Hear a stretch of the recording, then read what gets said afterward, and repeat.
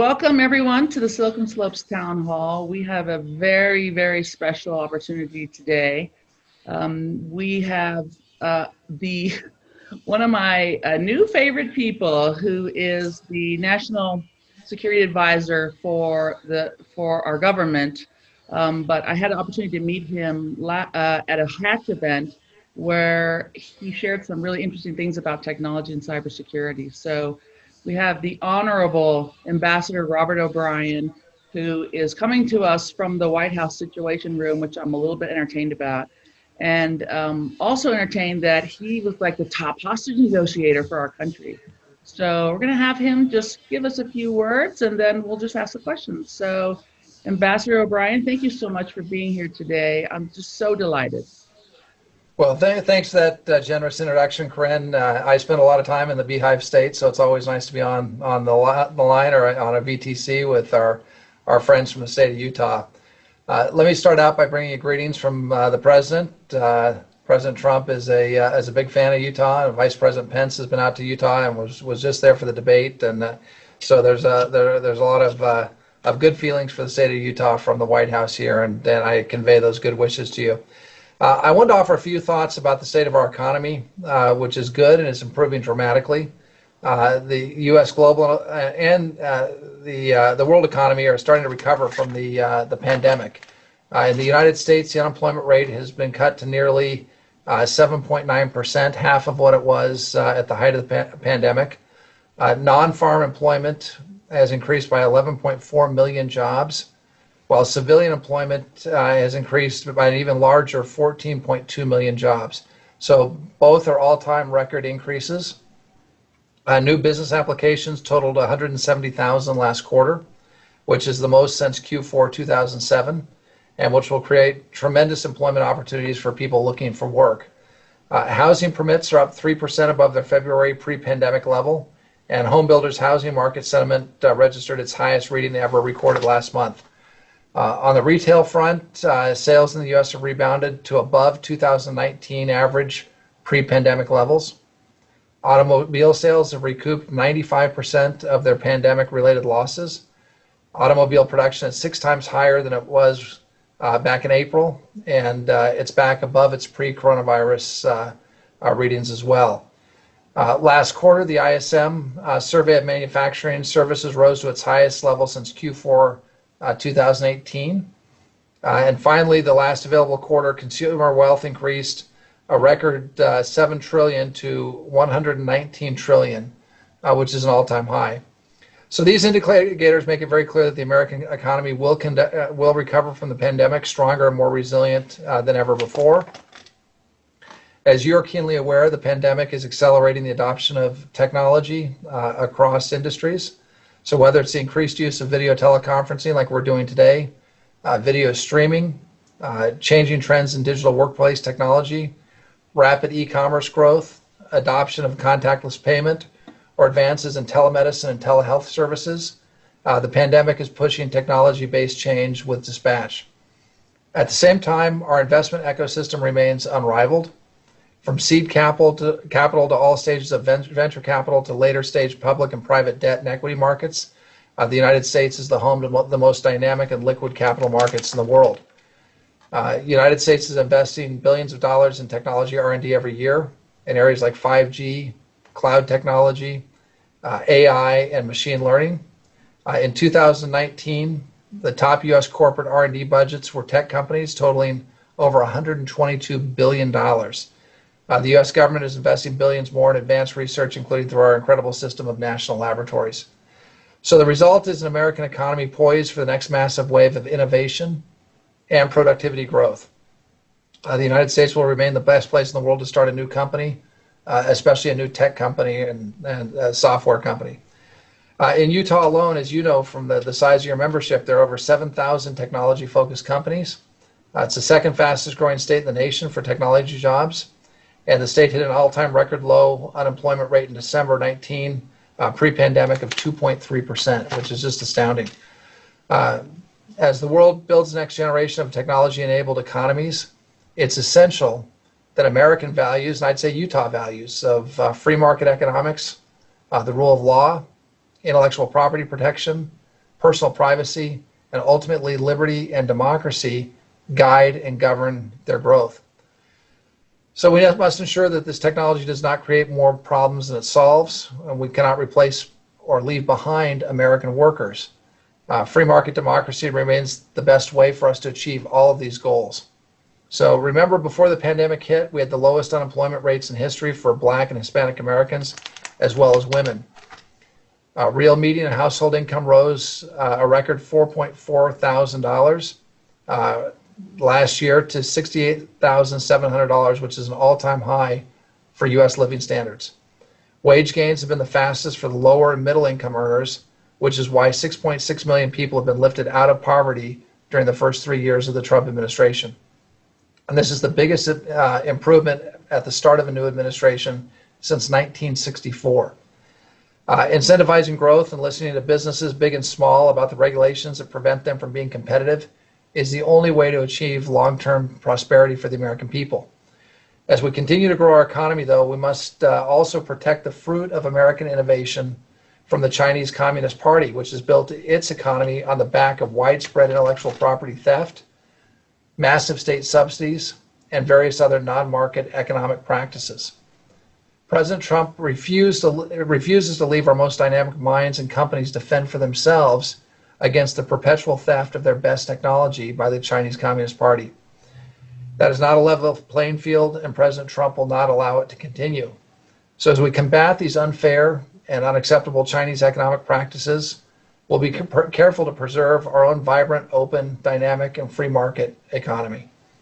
Part of protecting our IP is ensuring that our supply chains are reliable and resilient. As we learned during the pandemic, we must be able to rely upon trusted providers and nations, not adversaries, to keep our technology, defense, and healthcare industries running in a time of crisis. So again, it's super spending time with you and your colleagues from one of America's great high-tech centers, the Silicon Slopes. I enjoy the Powder Slopes as well, both of them out in Utah. I look forward to taking a few questions from you. So thank you very much. Well, thank you for reminding us of some of the great things that have happened in the last few years, because I know that you're known for being tougher on Russia and China and Iran, and that helps with the technology sector. But my first question is, we have an election in just a few weeks, and Russian and Chinese interference has continued to be in the press. And so how worried should we be about this election, understanding that you have a really hard job? And what are some things that your team, that the government's doing to make sure that this election really is the people that live here in this country, not people interfering from outside? No, your last comment's 100% right. Free and fair elections are just the cornerstone of our democracy, and President Trump's made that very clear. So I'm briefed every morning as we get the presidential daily brief and as we hear from the intel agencies on what's happening with adversary nations that would attempt to compromise our elections. And so we've got a very robust intelligence collection ability, and we've used that, we've turned it on to make sure we're seeing and we're looking around the corners to see what's happening with our adversaries in our election. It's been widely reported, and the Director of National Intelligence reported this, that China, Iran, and Russia are all looking for ways to influence our election and potentially interfere with our election. And so we're keeping an eye on all three of those countries. And I can tell you, without mentioning countries, there are several other countries that are also involved in attempts to influence how our politics work. So number one, we're monitoring. Number two, we're working very closely with secretaries of state in all 50 states and territories across the country, but also in places like U.S. Virgin Islands and Puerto Rico and Guam and American Samoa, where we have Americans who are going to be voting in these elections. And we're working with them to harden their election infrastructure to make sure that there's no way that on the day of voting or in pre-voting that vote tallies are changed or can be changed through cyber means. And we're doing a very good job on that front. I think that this administration has put in almost $800 million into the effort. And many of our states and local governments are similarly financing the protection of our election infrastructure. So I feel pretty good about that. We've given red lines to our adversaries and let them know that if they attempt to interfere with our elections on election day or change tallies of votes on Secretary of State web pages or things of that nature, that there'll be extraordinarily severe consequences. And I think they understand that. The good news for us is it's relatively difficult to tamper with the actual votes. I mean, about 95% of the votes that are cast in this country have some sort of paper ballot portion of the voting process, so the votes can be audited. And even the Diebold machines and the electric voting machines have tapes that are unique to those machines that can be taken out of the machine and checked in a control environment. So we can go back and audit the results. And because our elections are decentralized across the 50 states and then the additional territories, it would be very difficult for an adversary to get in and change the results of our election and national election. Nevertheless, we're looking at it very carefully. The other thing we're watching is foreign influence through things like Twitter and Facebook. And what I encourage Americans to do is when you see something that looks funny or it looks fishy, or there's some attack on whether it's President Trump's family or Vice President Biden's family or that sort of thing, look where it's coming from. Is it from a trusted provider? Is it coming from something that looks like it might be a Russian bot, or is it coming from Fox News or CNN or NBC? Just be careful about how you consume your news, and that's one way we can ourselves just limit the amount of influence that foreigners can have using Facebook posts or Twitter posts and that sort of thing, is by going to trusted news providers. So I think generally we're in pretty good shape, but we know there are adversaries out there that would like to disrupt our elections, and we're going to do everything we can to stop them. Well, and I think that you and colleagues like Robert Lighthizer have done a really good job of putting everyone on notice that we're going to be in control. We're going to make sure that American institutions. There's been a lot of news in the press recently about TikTok and the conversations that they're having with Oracle and Walmart. And as one of the CEOs in Silicon Slopes, one of the things we always have to worry about is data privacy. So really familiar with the EU and the general data protection regulation there, which we call GDPR. And a lot of us have just had to adopt that because we try to protect it because we have operations outside the United States. Has there ever been discussion about a federal data privacy law for the United States that would offer the same type of protection? Because even if a U.S. company buys TikTok, a third-party broker could still sell the data to someone like the Chinese government, could still manipulate that data. So I just want to get your thoughts on that. No, it's a great question, and one of the reasons the president took action against TikTok and WeChat is because of the pervasive nature of the personal data collection by the Communist Party. Some of it is done technically legally, but TikTok gets on your machine, the app goes into the root of your phone or your computer, and sucks up a tremendous amount of data, sends it to China, and under the Chinese national security law, there's no subpoena necessary. The government can just go, the Chinese Communist Party can just go, or its intelligence services can just go to TikTok and take whatever data it wants. When you combine that with the massive theft of intellectual property and personal data that we've seen with the Chinese, so for example, on the data front, hacking the Office of Personnel Management for the U.S. government, hacking Marriott hotels and get their frequent stay program, and getting everything from passport numbers to home addresses and emails and that sort of thing, and passwords for I think 300 million Americans, hacking the airlines. They've accumulated massive amounts of data. And then what the Chinese do with that data, as you well know, in China, they created a social credit score for all their citizens. That way they can deny people jobs, deny people travel permits, deny people the ability to buy certain things, but almost totally control their lives.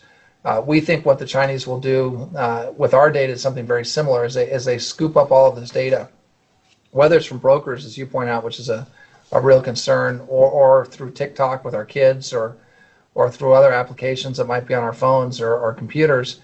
We think they'll be able to create a similar social credit score for everybody in America and everybody around the world, create profiles, in-depth profiles on Americans, especially leaders in business and finance and the government, and use that information for their own purposes, whether it's blackmail, whether it's finding out that people have financial difficulties and attempting to bribe them, whether it's playing on their hopes or their fears and micro-targeting them in an election context.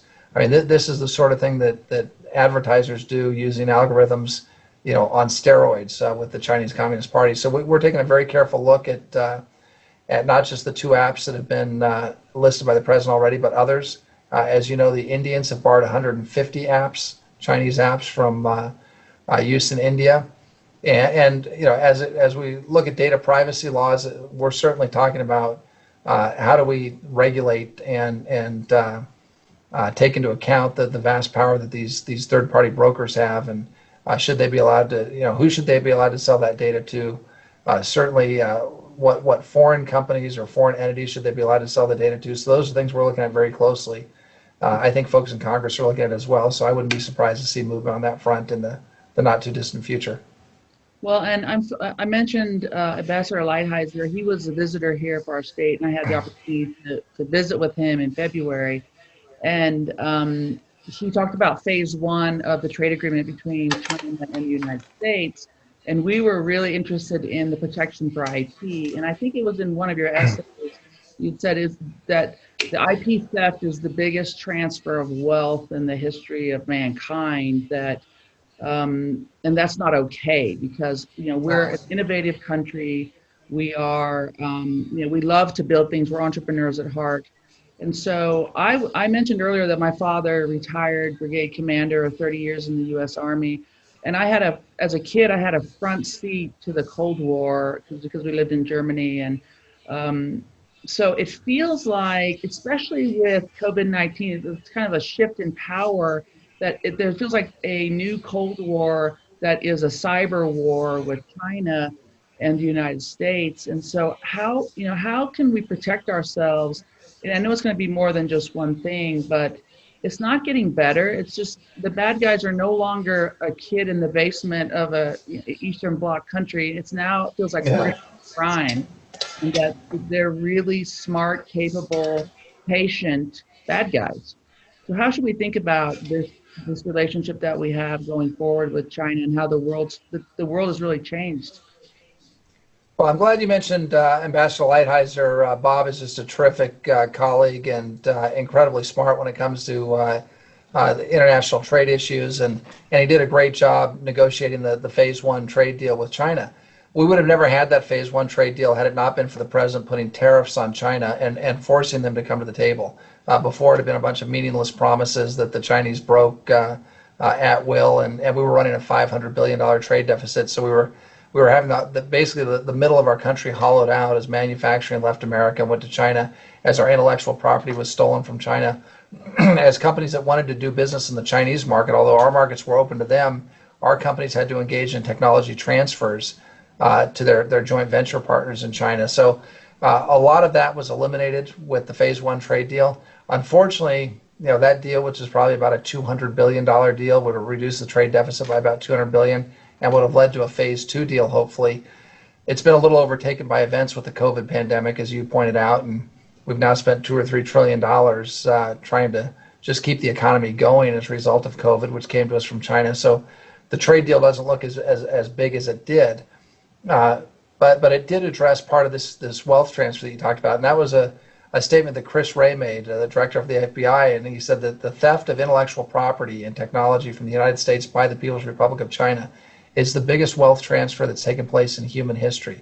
That's really an astounding comment when you think of Trajan going into Dacia and taking all the gold and loot out and bringing it back to Rome and being the richest man in the world. But I mean, this is much bigger than you'd see on the column if you went to visit Rome and saw the celebration of some of these Roman conquests. This is much bigger than any of those.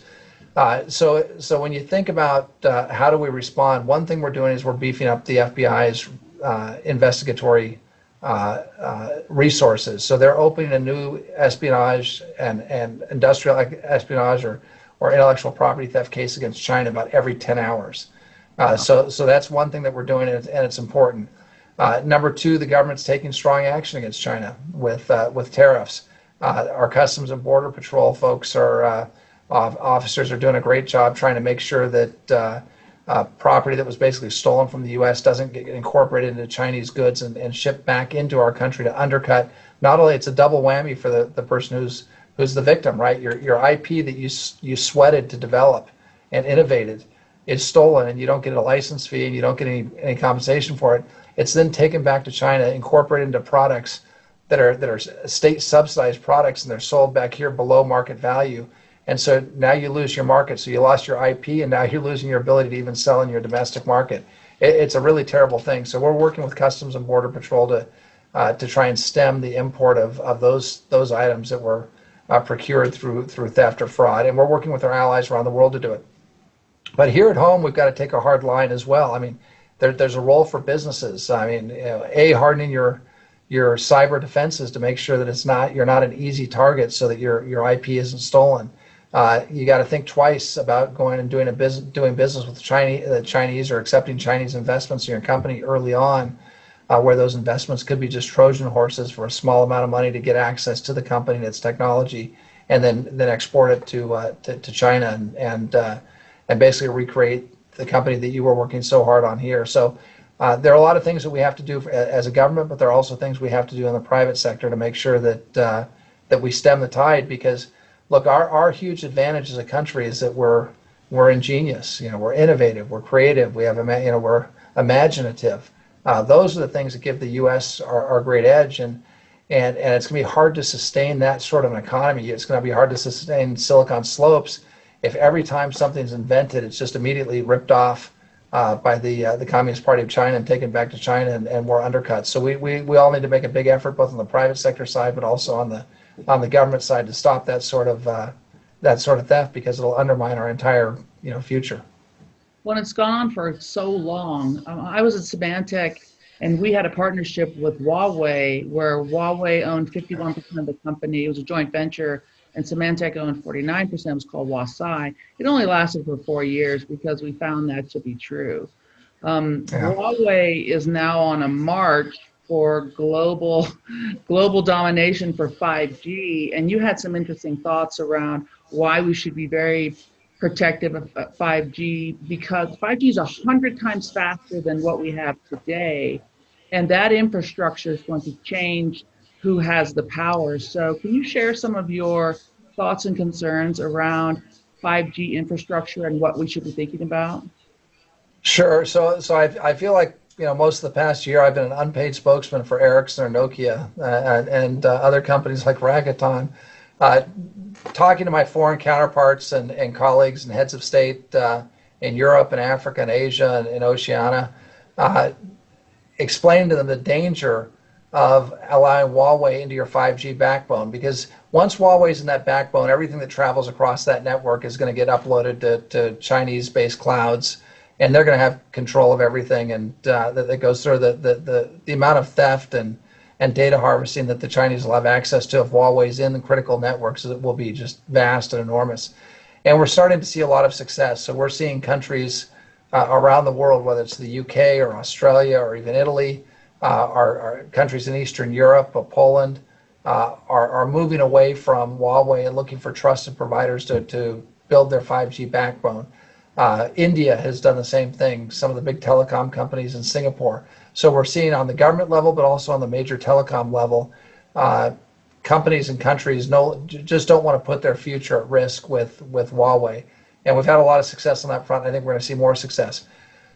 Number two is, look, we've got to get more broadband out in the United States to make sure that we've got a vibrant 5G market here that covers not just a couple of blocks of the biggest cities, the central business districts of LA or San Francisco or Chicago or Dallas or Salt Lake or New York or DC, but to make sure that everybody here in the country, whether you're running a farm in Ohio or you're working out in mining in Arizona, wherever you are, you need to have access to 5G so that we can take advantage of the leap in technology and just being able to have a 5G enabled tractor that can plow just a little bit cleaner and a little bit more effectively and get that last little bit of extra yield out of the farm. Those are the sorts of things we need to make sure we've got, and to be able to do that, we need to have a lot of 5G bandwidth available. And so the administration's been moving out with dispatch to make sure that the Pentagon and others free up 5G bandwidth for the American people. We're going to see some auctions and some things happening very shortly. That will also create a market for 5G products that will encourage the trusted providers, whether it's American companies and it's cloud-based with 5G solutions with, like, from Dell and Microsoft and others with radio options, or the more traditional Ericsson, Nokia route. We're going to have a lot more competition, a lot more interest in the market once we free up a lot of bandwidth, because it's going to be a terrific market here in the U.S. And as our partners do the same, there's going to be I think you're going to see some manufacturing returning on the hardware side, but also on the software side to 5G to the Western countries, which much of it had migrated to Huawei. So there are countries that feel like Huawei is their only option.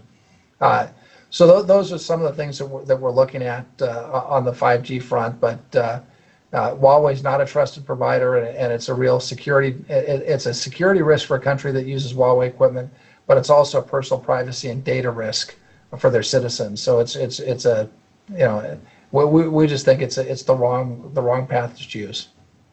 Yeah, and I think that sometimes we can be naive about how serious it is just because we don't want to think about it, right? Like, I'm trying to protect my parents, who I swear it's like they're going to get taken every single day, and yet we have companies where same thing. We're trying to protect our employees, we're trying to protect our assets.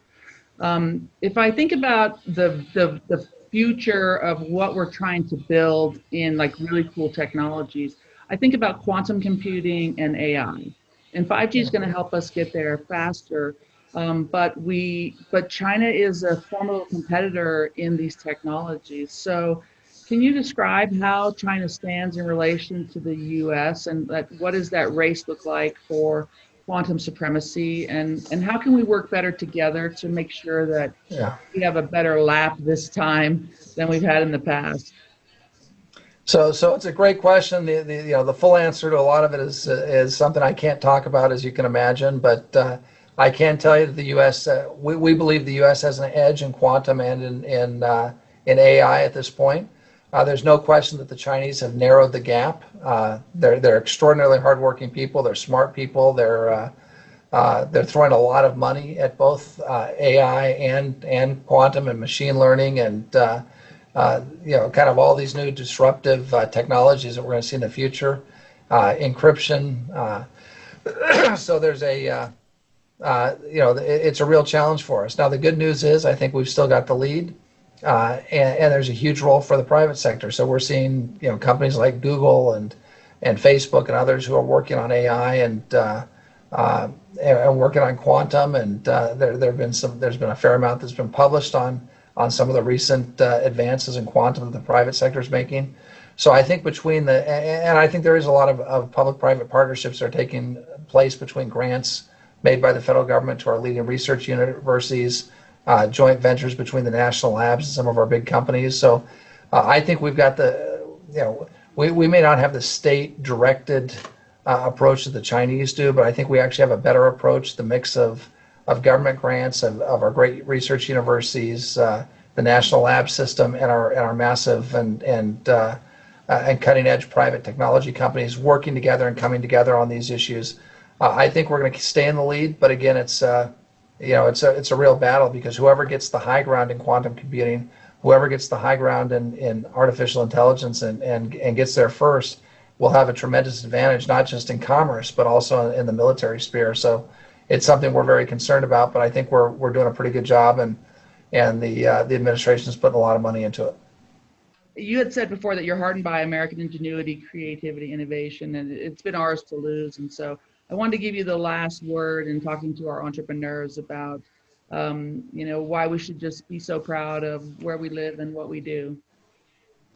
Well, look, I think one of the things that makes America great is our private sector. And I think I told this story at the Hatch Foundation, Corinne, and I was asked to go represent the president and the country at the East Asia Summit, the ASEAN Summit last October.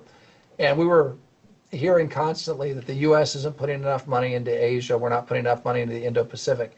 So I asked my team to take a look at what our overall foreign direct investment is in the Indo-Pacific and these countries that were represented at the summit. And the number was $1 trillion in American investment. And it was from our great companies, our movie studios, our airlines, our tech companies, our manufacturing companies, our automobile companies. And I said, well, what has China spent and what has Japan spent? It was 500 billion combined, China, Japan, state and private sector investment.